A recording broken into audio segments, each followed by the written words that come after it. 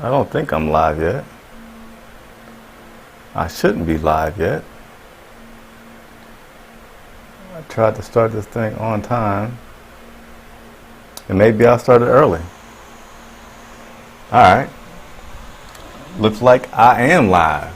So, welcome to me being a little bit early. And you guys can forgive me for being so early. And I'm going to make an adjustment. So look, even before I get really into this, let me just say, as I have been saying the past couple weeks, this YouTube live streaming is new to me. I'm going to be making a few mistakes. Bear with me. I will try to minimize the mistakes. And plan is, by the time that the season starts, I will be really good with what I'm doing. And you guys will enjoy this very much. But nevertheless, let me get underway with this stream. Let me get my timer started because I don't want to talk too much. So 2-minute time, give everybody a chance to log in. If it's your first time watching, appreciate you tuning in. Chris Jenkins, credentialed media member covering the Carolina Panthers. And my motto is I work for you, which means I try to get whatever the fans' questions are, I try to get those answers directly to you. I know there's a lot of good analysts out there, and I'm not one of those guys. I am the man of the people, as I forget my guy's name from Cat Chronicles said, but I like to work for you guys to get those answers for you. So a few things. Number one, thanks Pat Coltrane. If you haven't checked him out, please do. This guy is hilarious and entertaining and knowledgeable about the Carolina Panthers. He had me on his show last week. And also Cat Chronicles. I'm going to be on Cat Chronicles show. And these guys, man, their production and their organization for their live shows on the Carolina Panthers is exceptional. So let me also give my shout outs going. I forgot to have my lower third going there. So let me start with some shout outs. Mario Tedder, what's up? Sean Butler is live. Yeah, I didn't know, man. I'm trying to get better. So I'm trying to have the stream started so you guys don't have to wait, and I actually started early, so my bad on that. Luke Miller wants to talk about Jared McCoy. Yeah, I'm live, so good thing that I didn't say anything bad, but obviously you guys are all saying that I'm live, so appreciate everybody for tuning in. Again, it's going to be a few kinks. I'm trying to get in the habit of doing these a lot right now in the off season, so trust me, when the regular season comes, you guys are going to see a lot bigger production out of my live streams and a lot of stuff I want to tell you about, but I can't until I get it, worked out. But nevertheless, and super chats, welcome. Whether you want to give $1, whether you want to give $5, that's always welcome because I'm supported and funded 100% by you guys watching. So anytime you have an opportunity to give anything, that is a tremendous help. So shout out to all the people watching. This is an interactive show, all right? I don't just like to talk and you guys just hear what I'm talking about. I like to work for you and interact. So that's what this is all about. But my timer has stopped.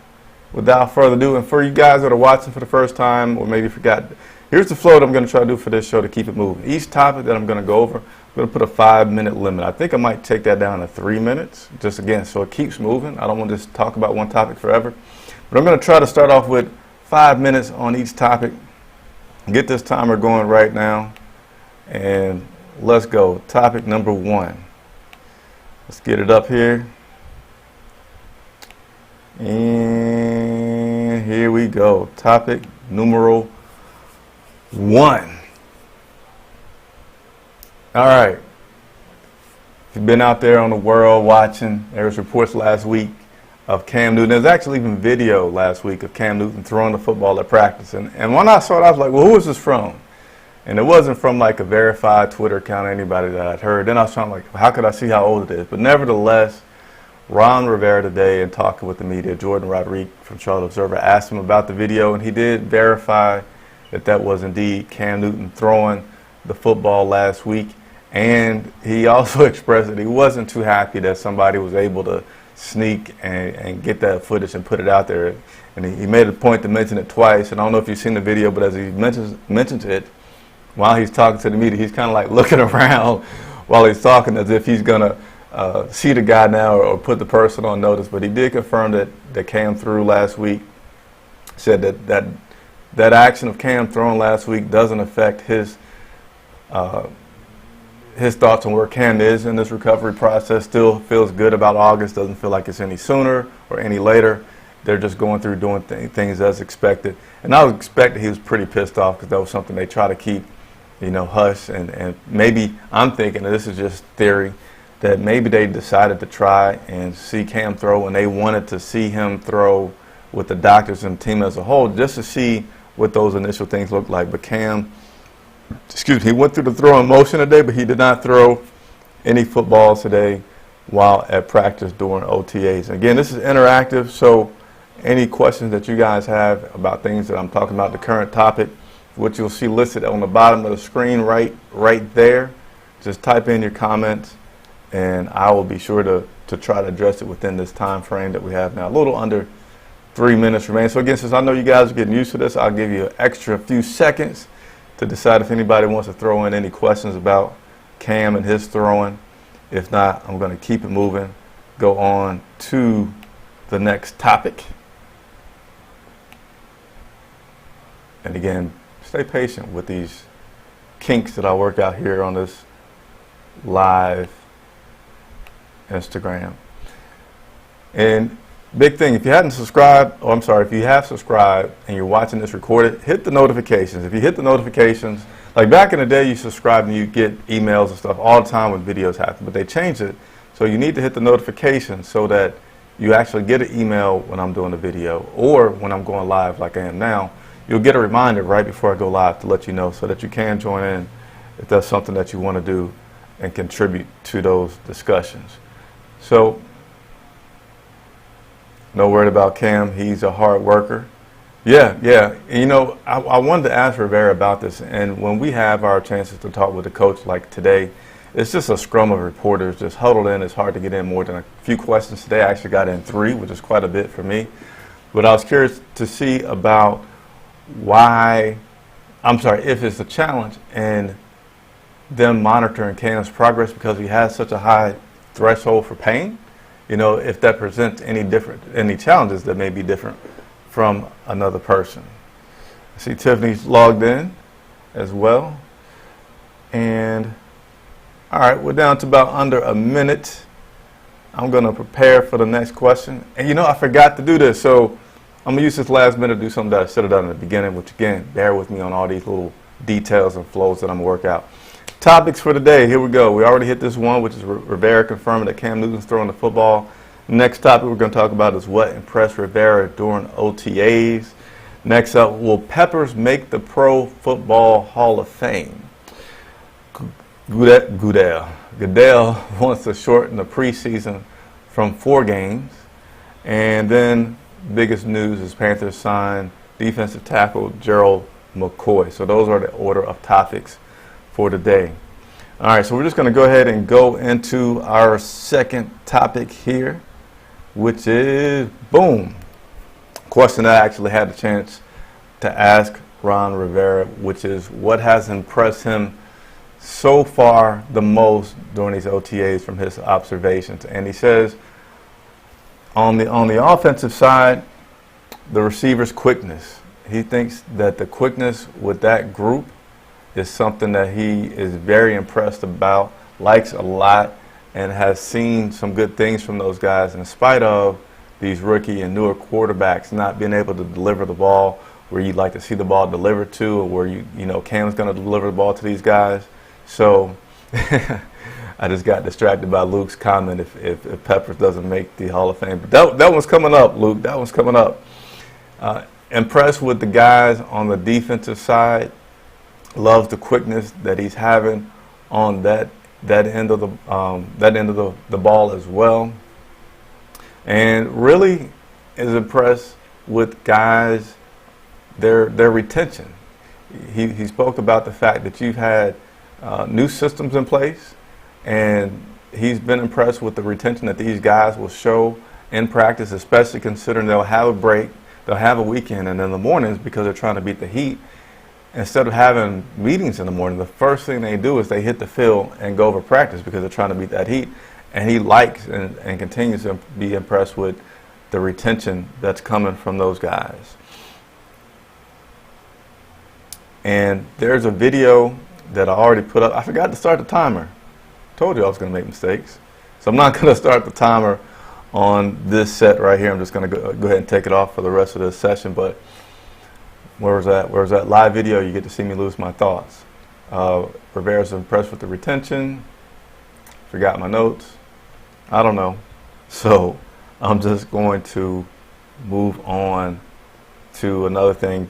Trey Turner, offensive lineman, been a Pro Bowler for us for the past 2, maybe even 3 years. He says that he's already treating Trey Turner like that veteran, making sure they watch how many reps that he gets. Says that he doesn't need to expose him too much to things out there, and also likes the way that Trey Turner, now being one of the older guys on the offensive line, and definitely in line to be a leader like a Jordan Gross, which is exactly what he said, because of the Pro Bowls and how good of a player that Trey Turner has been. He feels like he's filling into that role of being a leader, likes the leadership that he's seeing from Trey. And they're going to continue to kind of slowly bring him along or watch his participation in practice just to make sure that they have a solid Trey Turner for the upcoming 2019 season. I also like the good progress from the running backs. He said some people go and think, well, Christian McCaffrey, he's good. How much better can that guy get? But he still continues to be impressed with Christian McCaffrey and the fact that he was so great last year, but he's still working his butt off to be even better this year. And I think that's something impressive when the coach says, like, don't forget that I have a guy that's already great and he's working to become even greater. So Christian McCaffrey fans, be excited that, you know, who knows what we're going to see from Christian McCaffrey this year. Sight for the blind, 2019 wide receiver core reminiscent of 2015. Speed and smart route runners. Yeah, and we got a chance to talk to DJ Moore today, and I asked him about what he's looking forward to the most. That guy's competitive, and that's something like, you know, you see guys like Cam Newton that are competitive, and they're much more vocal with it. DJ Moore is super, super competitive. I did a video with him, go-kart racing. If you haven't watched it, click on my Carolina name and go back and see that video that I did with DJ Moore right at the end of the season. But he said that he's most looking forward to winning. He just wants to win even more than they did last year. And I love a response like that from talking to guys. So I forgot to start my timer. I'm going to get it properly started here for the next one, but I'm also going to bring up the next topic here, which is, boom, right there. You'll see it. That's going to be the topic. I'm going to shorten this timer actually a little bit. I think 5 minutes is too much. Leave a comment if you think I should stick with these 3 minutes. Going to put the timer up here. 3 minutes now is what we're going to do. And we're going to talk about this, which is, as you see right below, you don't see it, but you will see it now. By the way, if you want to sponsor my cups for drinking water, feel free to send me a cup, sponsor, and I'll figure out a way to take a lot of drinks from the cup as I'm talking to you guys. But here's the reason why I have this topic about, will Julius Peppers make the Pro Football Hall of Fame? Because today, Julius Peppers was announced with a bunch of other people as making the college. He's on the ballot for the College Football Hall of Fame. I'm going to quickly see if I can find my notes here on that so I can share with you guys just a little miscellaneous tidbit. Give me just a second. All right. So, C.J. Spiller of Clemson, Chris Samuels of Alabama, James, I can't say his last name, Laurinaitis of Ohio State. All these guys become eligible for the College Football Hall of Fame because they have been playing for 10 years. Julius Peppers, of course, went to Carolina, and Josh Heupel, I don't know if I'm saying his name right, Heupel. He was also the Heisman Trophy runner for Oklahoma. They were part of the people who made the ballot for the College Football Hall of Fame, and they'll announce those winners soon. But that just made me think to ask the question, do you think Julius Peppers will make the Pro Football Hall of Fame? I think he will. You guys think he will? Maybe, maybe not. Certainly had a great career. I don't know the exact stats. I'm not a stat guy off the top of my head, but I know if he's not leading the Carolina Panthers in sacks, he's top three. Who was it? Is Kevin Green in there? I know Charles Johnson is one of those top three guys, and Julius Peppers is. So certainly something worth consideration, especially considering how long this guy, played into his career. All right, so we're going to keep it moving. Chris Johnson says yes, he is a Pro Football Hall of Famer. All right, let's go ahead and keep it on moving. Some other NFL news that came out today was from the commissioner himself. All right, Commissioner Roger Goodell came out today saying that he wants to shorten the preseason.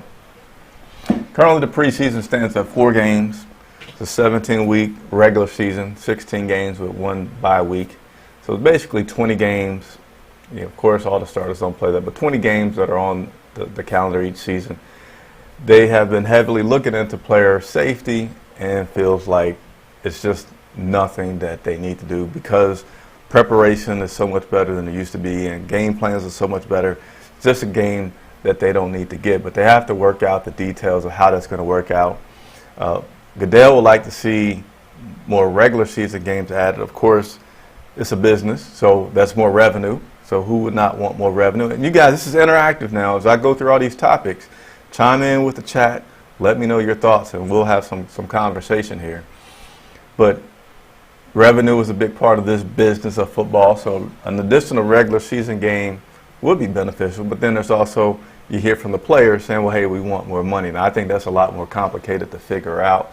Maybe they increase the cap a little bit more based on I guess at this point it would be a 17-game regular season. What are your thoughts? Should they have 4 preseason games? What do you think they should do with changing that if they get rid of one of those preseason games? Slight for the blinds, a little bit late, but he says that first ballot Hall of Famer for Julius Peppers, Defensive Rookie of the Year in 2002, NFL 2000s, All-Decade Team. So those are some pretty interesting facts about Julius Peppers. Luke says he hates the preseason. Luke, you have any suggestions for that preseason? I don't think they should get rid of it, but I would say do this. Three preseason games and give these guys an extra week off, right? I don't think I need to see more regular season games. I think, continue with having these guys fresh, considering the toll that it takes on their bodies, considering how many games they'll play if they make it to the Super Bowl. I don't think we need to add more games. I think the excitement's there. Just, I say give them more of a break. Tickets. Yeah, ticket price. Yeah, as a fan, man, I find it hard to go to a preseason game unless somebody gives them to you because that price is pretty high and the quality of those games are so much less than a regular season game. I mean, if they're going to have them, at least lower the prices to like $20, right? If you end up keeping the four preseason games, make sure these games are accessible to the everyday fan. I mean, ticket prices are absurd. And there's a lot of people that love football that can't go. So if you're going to keep the 4 preseason games, lower the prices, maybe make them $20, do something center for the fans, or give the players an extra week off. Yeah, and the starters don't play. I think the starters play maybe the first 2 games. Definitely don't play that 4th game. But nevertheless, we're going to keep it moving. The timer's up. I got to pay attention to the timer, right? All right. I think we're getting near the end. As I continue to try to get my notes right. I got 2 monitors here working now, which helps, but still nevertheless working out the kinks from a live broadcast. So I appreciate you guys bearing with me. Anybody want to do a super chat, please do a super chat. All right. Let's go, Marty Herney. All right, so let's go ahead and get to the big news of the day, best news of the offseason. And we've had some decent offseason moves. I need to make that smaller. That's taking up all of my bottom screen down there. But Carolina Panthers today signed defensive tackle Gerald McCoy. The Carolina Panthers have not made an official statement, but you got some pretty good, reliable sources out there that reported this signing today by the Carolina Panthers. Coach Ron Rivera was asked specifically about this today during media availability after practice of the OTAs. Now, media only gets availability 1 day per week during OTAs, and they've moved it up each week. So today we had our access. The next 2 days we will not have access. So media-wise, I think they would probably just wait until minicamp starts to give us access to McCoy once he signs. If it happens to be any different, again, that's another reason to hit the notifications button, because when we get that media access to McCoy, you'll be able to be notified and have some questions. But signed Gerald McCoy, who was previously a defensive tackle for the Tampa Bay Buccaneers. And I was able to get a few facts because I'm needing to get familiar with this guy myself. Gerald McCoy brings to the Carolina Panthers a ton of experience and maybe even some motivation to get back at his old team, which, you know, everybody in every sport uses that game of going back and playing your previous team as some motivation to play really good. And we played Tampa Bay twice, so you have to like that. Even Steve Smith, when he left, I can't wait to go back and play my old team. This guy has 6 straight Pro Bowls that he was named to while he played with the Tampa Bay Buccaneers.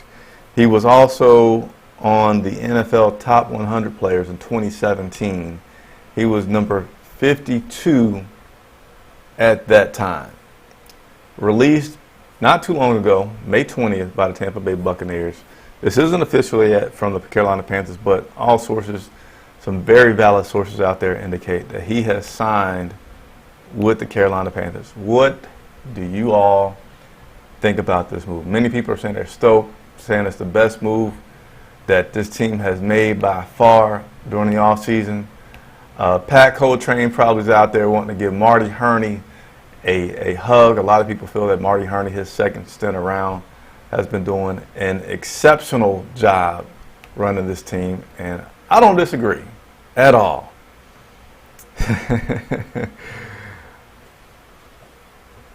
You guys are funny with some of those comments. I'm not going to talk about my colleagues, but that was funny. Let me give you a full breakdown of what Ian Rappaport is saying about this contract. As you know, Matt Khalil was released. That helped free up some money, not too much. And Torrey Smith recently redid his contract, which you have to say contributed to our ability to put some money out there and get Gerald McCoy. So here are the breakdowns of his deal. It's a 1-year deal, $4 million to sign. All right. He got $3 million base, $500,000 bonus for making the camp roster. 8 sacks gets him $1.5 million. 8 sacks, so 1 sack every game. And you like to think with all the dynamics of our defense, he could have that possibility very easily. You know, a lot of guys will be hungry. Mario Addison is in a contract year. He's going to be on that edge. You know Mario is going to be wanting to get some pressure. So I just feel like you're going to have it's just going to be a sight to watch these guys on defense. All of these guys are explosive that we have. They're super quick. Burns, our new draft pick, super quick. And I'm not going to start just gushing about it, but it's some exciting possibilities there. But he gets $1.5 million if he gets 8 sacks this year. $250,000 if he makes the Pro Bowl. I know my timer stopped, but we can go a little bit over here as we talk about McCoy. $250 if we make the Pro Bowl, $250 if we make the playoffs. So total money that he could make is $10,250,000. Only $4 million of this is guaranteed. All right. So that's the breakdown of Gerald McCoy signing with the Carolina Panthers. Again, let me know your thoughts. Let's have some interactive conversation here about the team.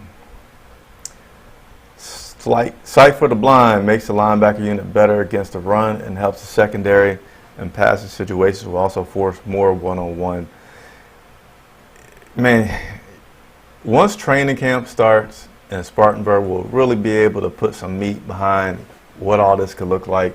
But you just have to say it seems very positive what all we can get from being able to play the 4-3, 3-4 defense, using that to our advantage with our personnel and the defense, and what the offense is giving us and what we're trying to take away from them. Adding a guy like Burns, which has been said to be terribly explosive. You got Mario Addison, which is explosive. You're adding McCoy, 6-time Pro Bowler that's on there. You already have Kawan Short, who a few years ago had the most sacks from an interior lineman, getting to the quarterback. You just got to be excited. Phoenix, appreciate you loving the show. With all these improvements to the DL, I'm still concerned about our safety situation. Do you think we will see another move in the backfield? So, yeah, that safety situation is something that still needs to be worked out. You know, Eric Reed is showing that he's got some hops. I don't know if you guys saw this box jump that they posted of Eric Reed doing, but Eric Reed has one of the safety positions locked down. Rashawn Golden has shown some good play right now in that safety position. He's also played a little bit of nickel. Rivera wants to see him in a few different spots. Some people, I'm not going to name any names, will kind of make a face at this next bit of information, but Ron Rivera also said that he liked what Colin Jones has been doing back there in the secondary. So you could see that. Do I feel like we're going to make another move? We could, but I don't think it's going to be anything exciting. It's just going to be somebody solid that you bring in and you just know already what you're going to get. But I really feel like they just may be rolling the dice and feel like Golden may be coachable and progress during his second season to be something that is good for a long-term investment and doesn't change any of the other roster spots where you have to release somebody that you may need in other positions as this team gets built. So I feel like right now we're going to stay pat on the strong safety position. All right, so that's it for Gerald McCoy. I'm going to go back to what we were just doing right now, which was, as always, opening this up to questions and answers. So that's what we've been doing. I want to spend another minute or two talking about that. Josh Norman signing, yeah. He's still got a little too much left on his current contract for that to happen. Didn't Colin Jones get a big pick one time? I know he did something. I don't know if it was a special teams play that he did last year or if it was a pick. But Colin Jones was our special teams captain last year and did an extremely solid job for special teams. So he definitely has a spot left on the roster.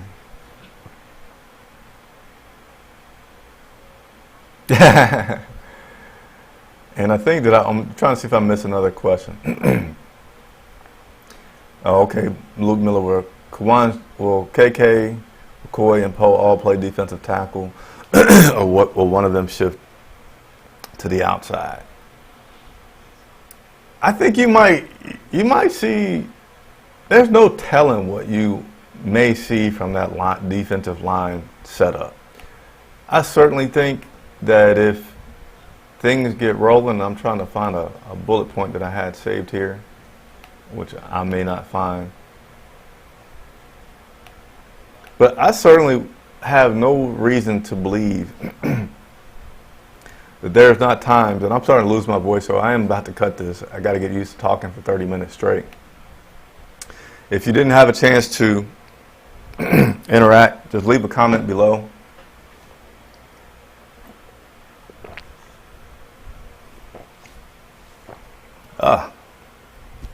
And I'll get back to you. Man, I'm sorry, I might have to bail really quick because my throat is just starting to absolutely kill me. But yeah, so to Luke, on your question, I don't think it's out of the question to see. Let me read this one more. KK, McCoy, and Paul all play defensive tackle, or will one of them shift out? All right, so let me go back real quick to this. I thought you were saying to see all three of those guys out there at once. I don't think you'd see that all at once because you still got Burns and you got those edge rushers, which are going to be much better than those defensive tackles to get to them. So I don't think you'll see all of them out there at once. In terms of rotation, I feel like you will see absolutely all of them out there with rotation because you want to get pressure on the quarterback. And if you got a depth, whether you're paying 3-4, 4-3 on the inside, to help you get pressure, you want to keep those guys fresh. You want to keep putting pressure on the quarterbacks. So, yeah, I certainly see them all being in there in rotation. I don't see one guy just sitting out and not playing that much. If there was one guy that's going to be the furthest on the depth between those, I would say Dontari Poe. Next one. Brian Burns starting. And do you think he'll produce? I don't know. I don't see him starting initially. I feel like this first year he'll get a lot of playing time. But I don't see him immediately as a starter. Rivera talked about that before. Doesn't see him immediately as a starter. Certainly that could change. But I feel like he's still going to have some things to get used to. There's some moves that they want him to add to his arsenal that he does not have yet. So I think until he has a chance to get some more of those moves into his arsenal and then also has the ability to play the run a little bit better, because that was one of his weaknesses that Rivera spoke about, that he has time to get brought into the mix a little bit slower, and there's no need to put him in there that quickly as a starter. Next one, DJ Moore, how's he looking? Not able to see these guys too much, even though the media has availability to watch the entire OTA. We're on this hill that's in the end zone that we can't see that far. And today when they're doing a lot of the team stuff, they had the guys, and I'm not saying this was purposefully, but they had the guys line up with their backs to us. And then on the other side of all these guys that are lined up across the field watching, you got coaches, then you got practice going on, and honestly you just can't see much of what's going on. So and I'm not going to give much information on what a guy looks like until they go down to training camp in Wofford.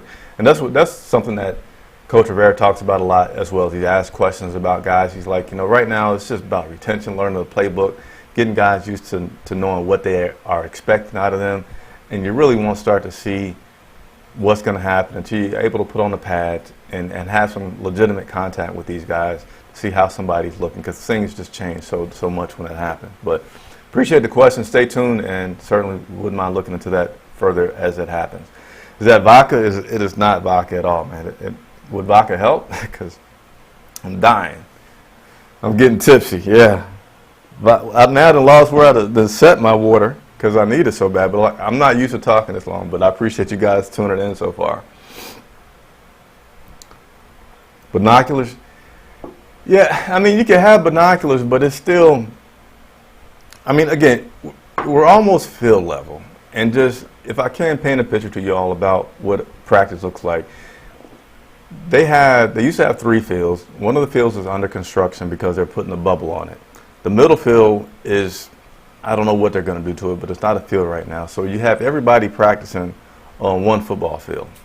And then you got offense and defense that are broken up. And then you have all these guys broken into their different position levels that are practicing. So you might have, a dozen groups of guys on the field doing drills and doing things at once. And you're just trying to look at a dozen people and then find your guy within that dozen.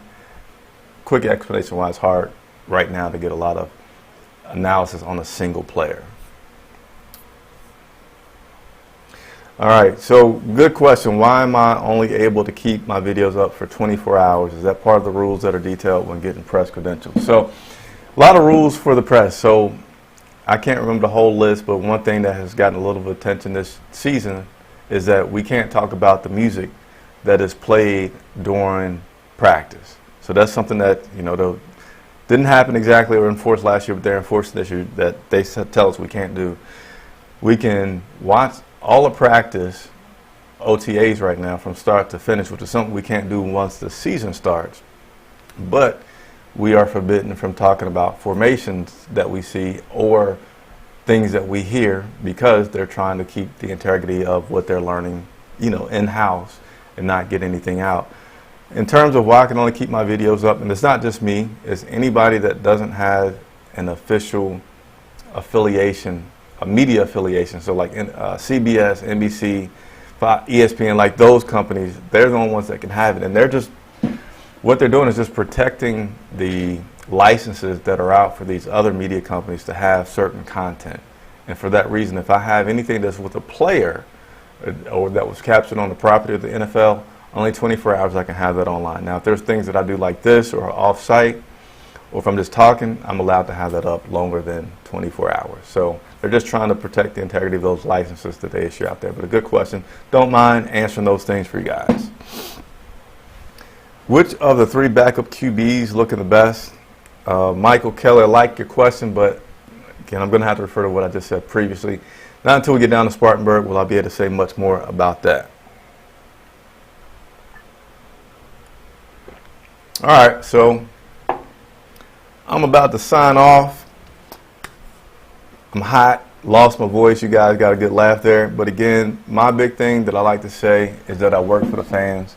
If you watched the video that I did earlier today, somebody asked about the running back, so I asked Ron Rivera about that. What I love to do is bring you all behind the scenes stuff like I've done with the videos on the construction progress. I like to take questions that you have directly for players and coaches and go right to them people and get those questions answered for you instead of saying what I think. I don't mind sharing what I think, but what I love the most is saying, hey, what do you guys want to know? Who do you want me to talk to? And I'm going to do a lot more of that this season to work for you all and get those questions answered for you. Subscribe to the channel. Tell a friend about the channel. I'm currently at, 3,000 or so subscribers for YouTube. I want to get to 10,000. And I know you might say, man, that's a crazy jump. But I tell you what, those one-on-one interviews that I do with players, they love doing. But it's so much easier to get even more of those guys to participate in those one-on-one interviews where I ask questions that you all want to know about them as people. And, imagine if I had 10,000 subscribers, I could get a lot more players to come on the show, and those videos can stay up as long as I want them to stay up, because they always come to my studio. We go and do something fun like go-karts or bowling. So consider subscribing, consider telling a friend. I always like the videos. If you like it, that helps other people discover me as well. And next week, I believe that's the date, the 17th. Yeah, next week they'll have the mini camp, and I'll go live as well. I don't know exactly the media accessibility that we have, but I'll certainly go live at least once to do that and share with you guys some more details about my observations and thoughts. Appreciate you guys giving me some kudos. I can't say the names right, so if you want to type your name properly, I'll give you kudos personally before I leave. And again, if you want me on your show, if you have a podcast, a video, or something like that where it's easy for me to join in, have no problems doing so. I was on Pat Coltrane's show last week. Google him on YouTube if you haven't. Tomorrow I'll be on Cat Chronicles. Again, Google those guys as well, or I'm going to tweet out about those. I'm on all the social medias, Instagram, Facebook, Twitter, website, of course, YouTube.